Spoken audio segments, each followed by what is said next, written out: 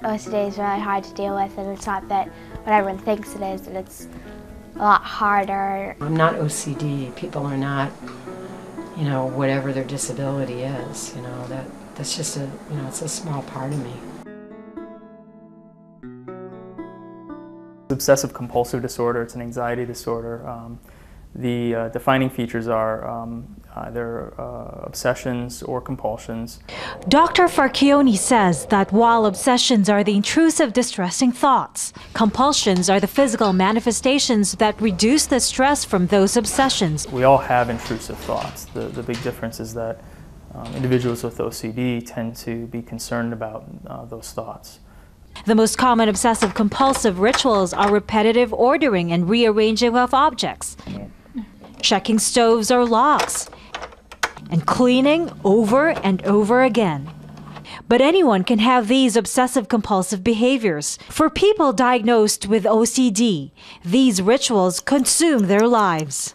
A lot of times the compulsions become so frequent that it can interfere with an individual's life. So for instance, if I'm afraid of germs, I may wash repeatedly to the point where I'm washing 50, 60, 70 times.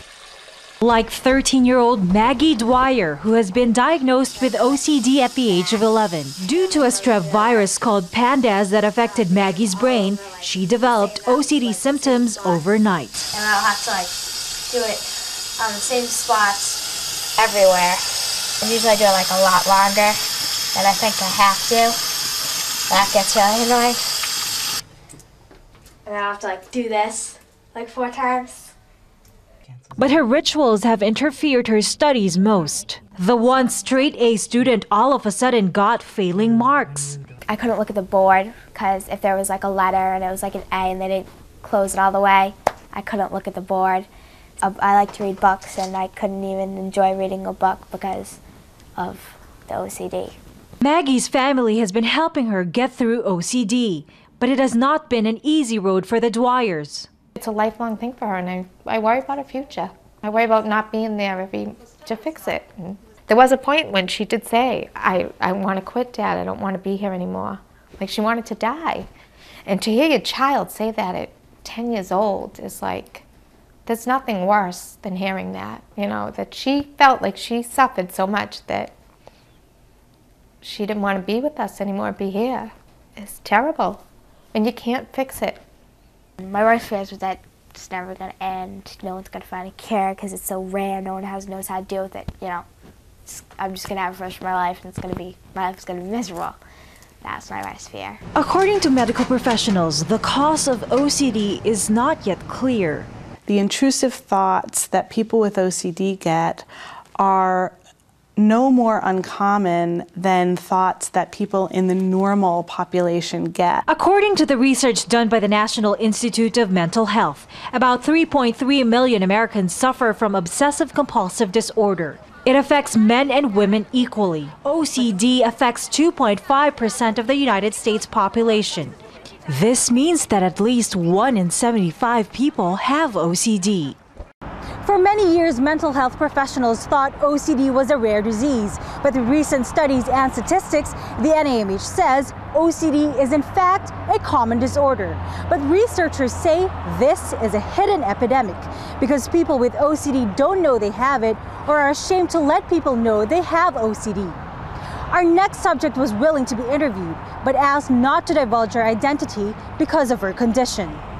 Sarek, as she prefers to be called, has had OCD for more than 20 years. She believes her troubling past caused her OCD. The sexual abuse, there was, other kinds of emotional abuse that continued, but the sexual abuse stopped with one person until when I was 12. With another person, it stopped when I was 14. I saw a therapist. I told her what was going on. And my aunt was telling me to go lay down with her brother, my uncle. And would you say that caused your OCD? it's hard to say what caused it, but I would say it was definitely a factor. The level of anxiety that I had growing up was definitely related to the stuff that happened when I was growing up. According to Dr. Farchione, depression is also a factor that prompts OCD.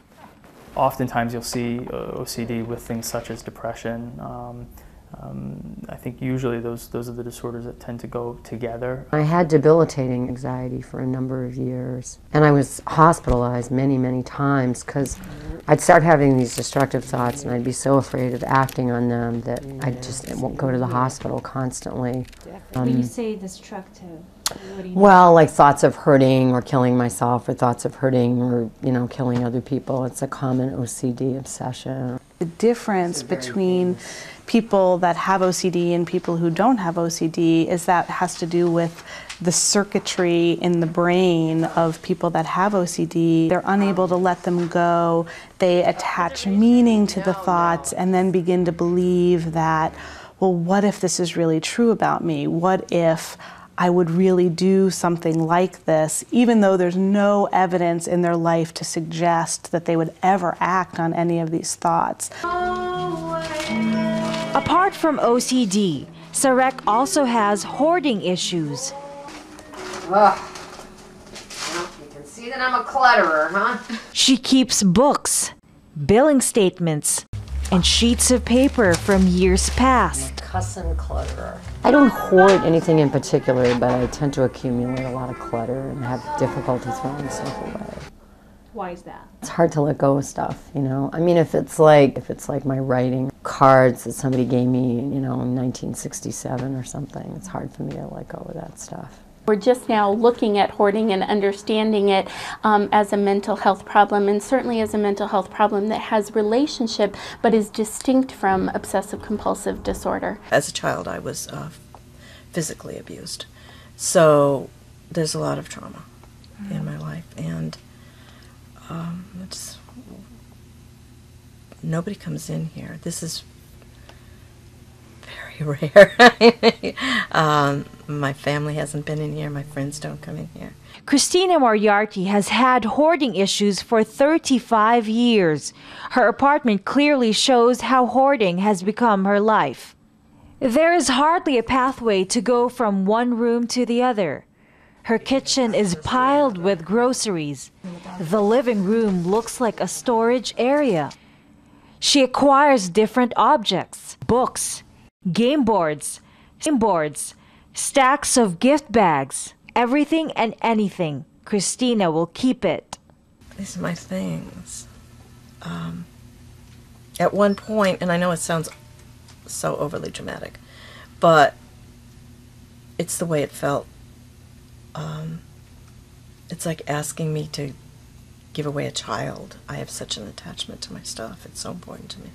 With the help of a hoarding task force, she is slowly trying to detach herself from her things because it has become life-threatening.